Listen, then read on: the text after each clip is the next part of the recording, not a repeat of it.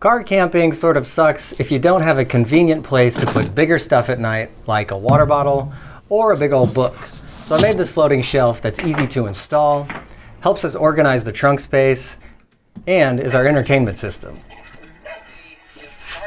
A super easy version of this would be to cut a piece of plywood and plop it on your trunk cover. Boom, you got a shelf. But I needed the shelf to be about 4 inches higher than the trunk cover so that our feet wouldn't hit it while we were sleeping, and so that the cooler would fit underneath it.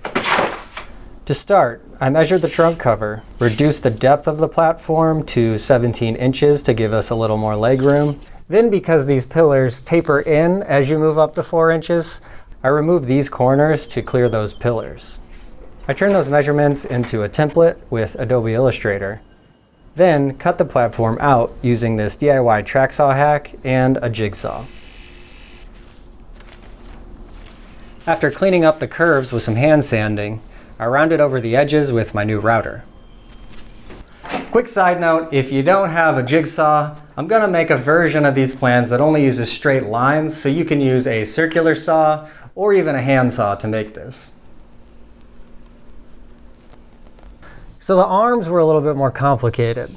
This is because there's a few different radiuses that you have to get right, and basically the back of the arm needs to slide back and forward into this.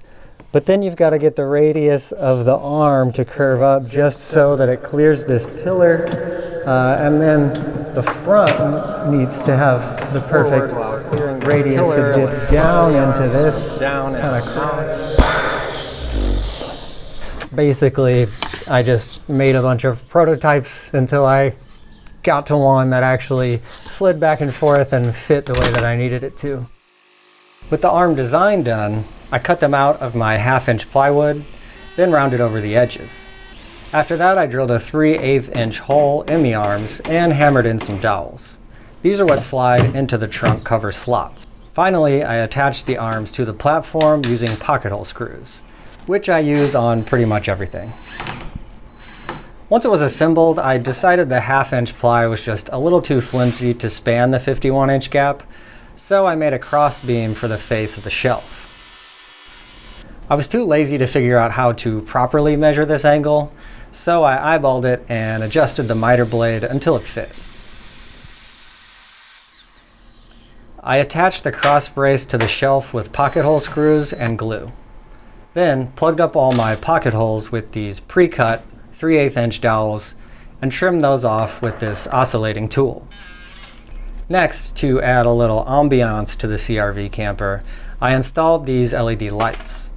I screwed the battery box to the shelf arm with these tiny screws, dropped in a few AA's, then started sticking the lights down. I ran them along the bottom first, then did some wallering. Shout out to Teller 2 for teaching me that.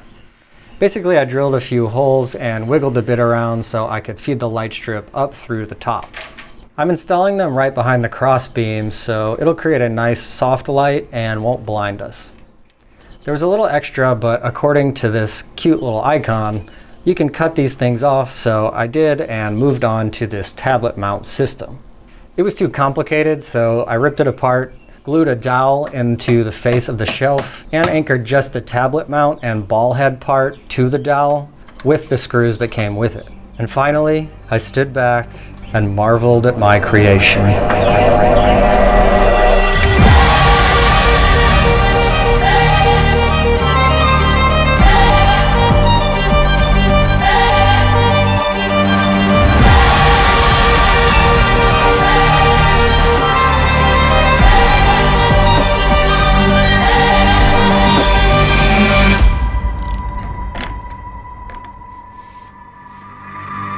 In all seriousness, I know this thing is just a shelf, but it's really made a big difference in our camping experience. The back of the arms slide into the trunk cover slot, the front of the arm drops down into this notch, then the whole thing slides forward, locking it into place. Our cooler fits perfectly underneath. The lights are really convenient. The remote for the lights fits in these little window pockets I made. And having access to more things while inside the vehicle is a major upgrade. But I gotta say, my favorite thing about this is the quality time we get to spend together watching movies. You sound just as corny as Dad does. If you like this build, let me know if you're going to try something like it. And if you happen to have a 2014 CRV, check out the description for the plans. Bye.